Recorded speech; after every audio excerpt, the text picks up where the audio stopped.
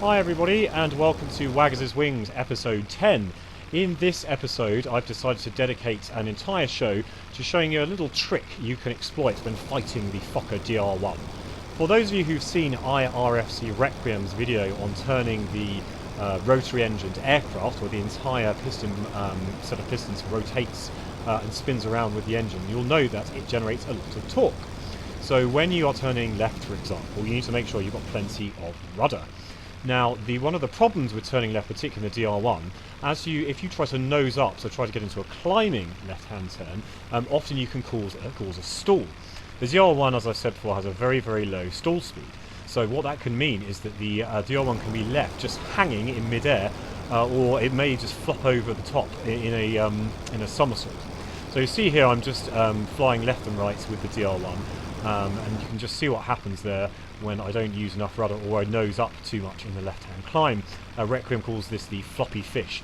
Now this is the moment to catch the DR1. I think I showed this on the previous video, but Hillbilly, my good friend, has pointed out that this is due often to getting into a left climbing turn. So there we go, you see I'm trying to get into that left climbing turn, and the DR1 will just kind of get stuck in mid-air.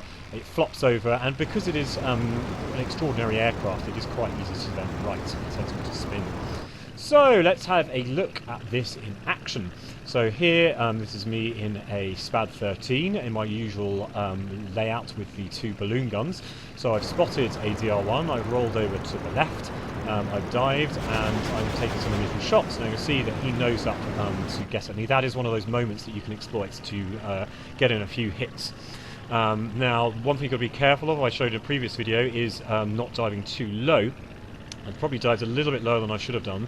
So here I now get into the climbing left turn. So he is now nosing up to the left to try and get shots at me. Actually, the cheeky bugger, he manages to get one or two tight little clips, I think, on my my rudder. So as he pulled up there, he stalled, you see, so I had that moment when he was in that left climbing turn to get in a few shots, and I actually do enough damage to tear off a part of his elevator. So you see there, he's missing one half of his elevator.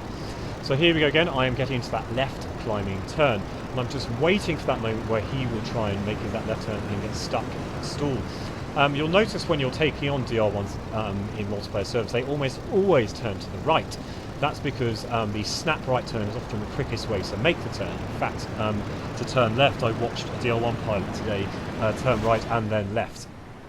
So there I dived in to try and make the shots, but didn't have quite enough time. When you're diving on the DR1s, you have a very, very narrow window. So I'm just biding my time here, getting into that left climbing turn, watching for that moment. So here he's pulled up, and he's flopped down to the right again. So he's spent a stalk doing the left climbing turn, and his instinct is to snap over to the right, do that quick right snap turn. So just don't turn with him, just let him do that. Let him do that as many times as he wants. Eventually you'll be able to catch him. So here we go, I've caught him trying to make that left turn. He stalled, and despite the fact I had one of my guns jammed, I pumped in enough rounds to rip off half of one side of his set of wings. Again, because the DR1 is such an extraordinary aircraft, they're just about managing to hang on there, so I just put in a few extra rounds to make sure he goes down. As I've said in previous videos, it's not really about the quick kill generally when energy fighting, particularly not for the DR1. I think because the DR1 is such a brilliantly manoeuvrable aircraft, it's watching out and learning for the correct moments to make your attack.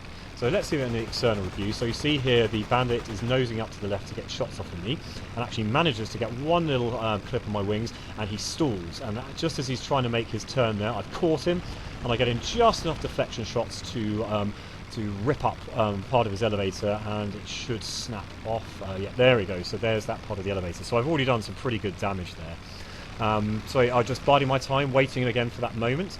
So he's done a snap turn to the right, and he's pulled up and round, he's begun to climb, and he's stalled. And I see that moment as he's making that left, trying to climb to the left, and the torque is dragging him back to the middle, and he's stalled, and I've been able to do, even with just one balloon gun, do a lot of damage there to one set of his wings and to puncture his fuel tank. Let's have a look at another similar example, once again against the DR1.